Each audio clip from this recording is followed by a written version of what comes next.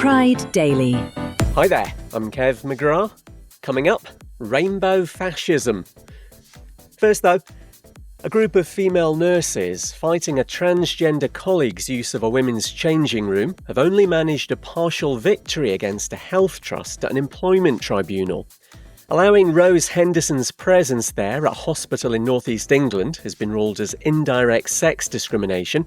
The nurses also said she harassed them in the changing room, but that's been rejected, as have a number of other claims. In a press conference, they took the opportunity to misgender Rose. We never wanted to hurt him. As far as we're concerned, it was the trust who put him in that situation. Yeah. We know what happened, we know what was true, so we just have to accept it, I think. The case has been supported by the Christian Legal Centre, which says radical gender ideology dismantles truth and biblical teaching. Pride Daily.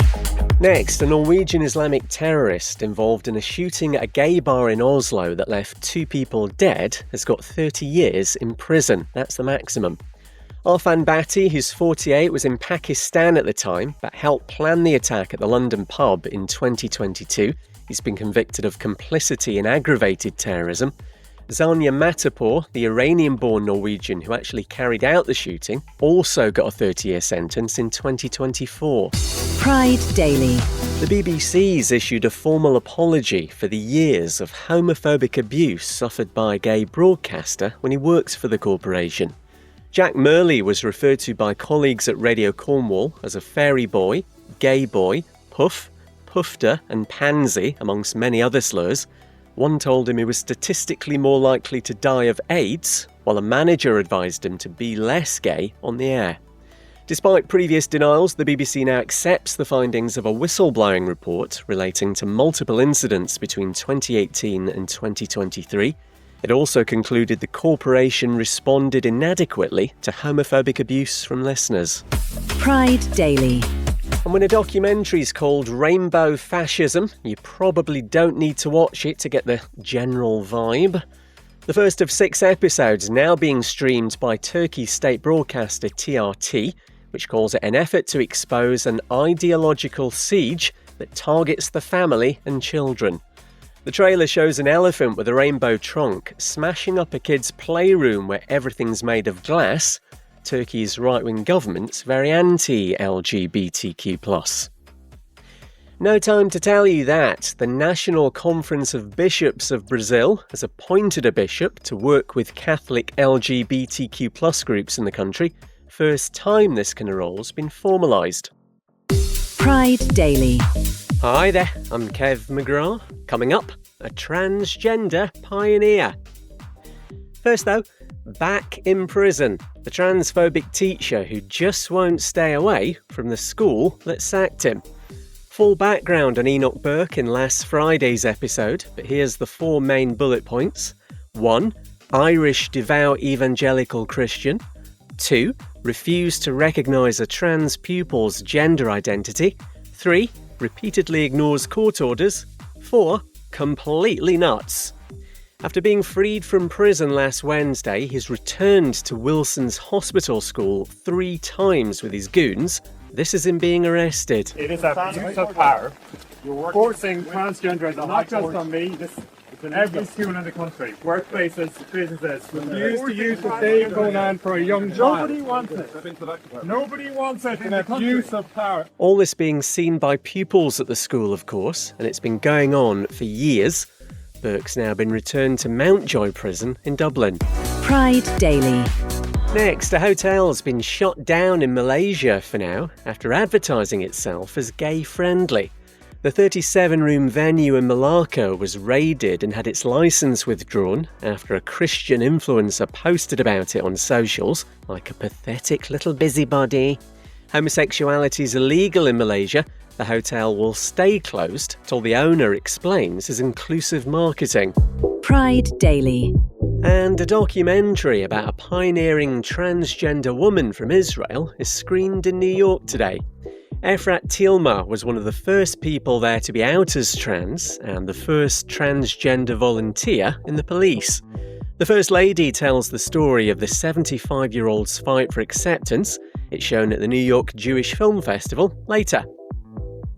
No time to tell you that the England football team's official LGBTQ+ supporters groups decided to give this summer's World Cup in America a swerve. Three Lions Pride citing serious concerns around safety and human rights. Gay Italian fashion designer Valentino has died at the age of 93. And Red, White and Royal Wedding, the follow-up to queer rom-com Red, White and Royal Blue, has started filming in London. Queer Family Podcast. If you've ever felt like your family didn't fit the traditional mold, this show is for you. I'm Jamie, host of the Queer Family Podcast. And every week we highlight LGBTQIA+ families and the beautiful, unique ways we build and show up for our families in a world that wasn't designed for us. We celebrate, highlight, uplift, and normalize queer families because our stories deserve center stage. New episodes every Monday. Listen wherever you get your pods. Love is love on the Queer Family Podcast. Love is love. Pride Daily. Hi there, I'm Kev McGrath. Coming up, stop saying those pandas are gay when they're not. First though, bedwetting bigots, the snowflakiest of all snowflakes, are now being triggered by the existence of a queer bookshop. Homophobes and transphobes have been rocking up to the bookish type in Leeds in the UK, making the case for why abortion would have been the better option where they're concerned. One knuckle-dragger threatened to punch a staff member until allies outside saw what was happening and threw him out.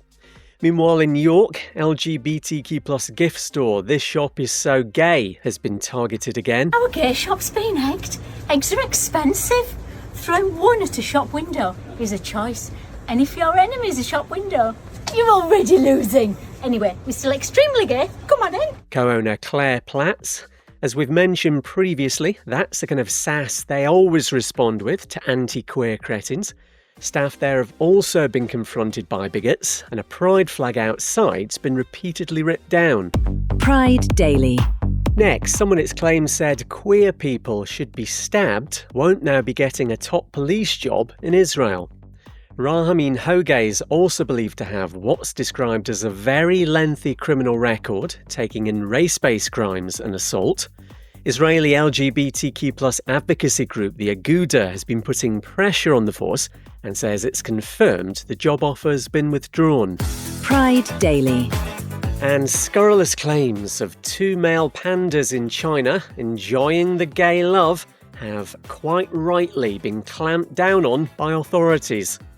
A couple of men arrested accused of posting a fake news report, which officials reckon disrupted online order and produced negative social impact.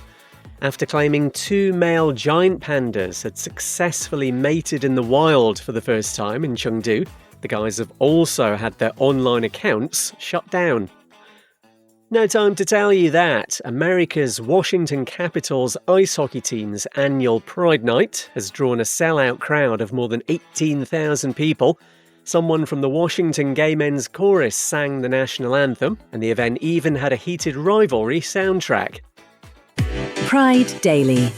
Hi there, I'm Kev McGrath. Coming up, how a lesbian couple's been straightened out by ChatGPT. First though, former top Australian basketball player AJ Ogilvy has come out as gay. The 37-year-old NBL star's revealed he's had a husband for the last 18 months, who he met over a decade ago. Says he previously felt like he had to keep parts of himself hidden, but not entirely. I also wasn't, super discreet about it. Some of the guys probably knew. Nothing was, ever explicitly said. While I was in Wollongong, definitely more of the guys got to know him. A couple of the guys, my other teammates, were at the wedding. There was, a level of recognition and knowledge around it, but just not openness. Thanks to the National Basketball League, and also for that emotional background music, AJ's announcement comes ahead of the NBL's Pride Round this weekend. He's one of just two players ever to come out. Pride Daily. Next, drag queen Patagonia's being sued by the outdoor clothing firm Patagonia. It's because performer Wyn Wiley's been selling t-shirts and sweatshirts with Patagonia branding that sometimes mimics the company's logo. Patagonia, the clothing firm, I know it's confusing, says she's broken an earlier agreement. It wants a nominal $1 in damages and no more infringement of intellectual property rights. Pride Daily. And claims a lesbian couple's been straightened out by ChatGPT. They uploaded a photo of themselves and asked the AI tool to imagine what their family unit would look like, but it added a husband and a daughter and turned one of the lesbians into a young son.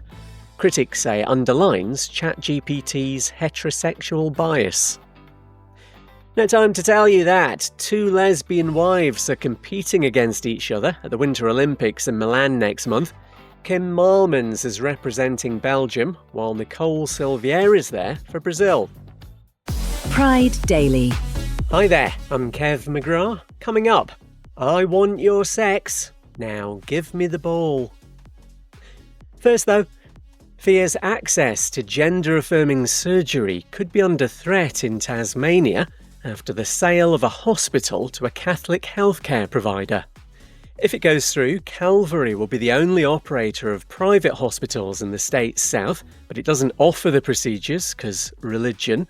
The faith-based organisation's acquiring the Hobart, where one doctor says he's currently got an 8 to 10 month waiting list for top surgery. Non-binary psychologist Yarly Wilson's had the operation there. What we're hearing at the moment is that it'll no longer be available and there's no other options in Tassie, which is just going to have a disastrous impact on the community. And having to travel interstate, there's so many additional barriers and worse surgical outcomes because you don't have your surgeon locally to check up in case anything's gone wrong while you're recovering. Thanks to ABC Radio. The Australian Medical Association says Calvary's got a responsibility to continue offering gender-affirming care. Pride Daily. Next, Poland's going to make its marriage certificates gender-neutral to recognise same-sex partners. Means, amongst other things, terms like woman and man will be replaced by first spouse and second spouse. The country doesn't actually have same-sex marriage, but off the back of a European Union ruling, it will now formally acknowledge those conducted elsewhere in the EU. Pride Daily. And as ever, lots of queer movies on the lineup at the Sundance Film Festival, which is kicking off in Utah in America. Erotic thriller I Want Your Sex among them, maybe not one to watch with Nana, starring Cooper Hoffman, Olivia Wilde and Charlie XCX. Also got Give Me the Ball, about the life of lesbian tennis legend Billie Jean King. To be clear, she's a tennis legend who's a lesbian, not a legend of lesbian tennis. That's not a thing, I think. No time to tell you that. Dublin Leather Weekend starts today. Includes drag bingo, a Femmes and Thems event, and the crowning of Mr. Dublin Leather 2026. Plus in Canada, you've got Whistler Pride and Ski Festival from Sunday, and the week's going to be closed out by Pitbull. Get in touch on our socials, we're at Pride Daily Pod. That's your lot. I'll see you next week.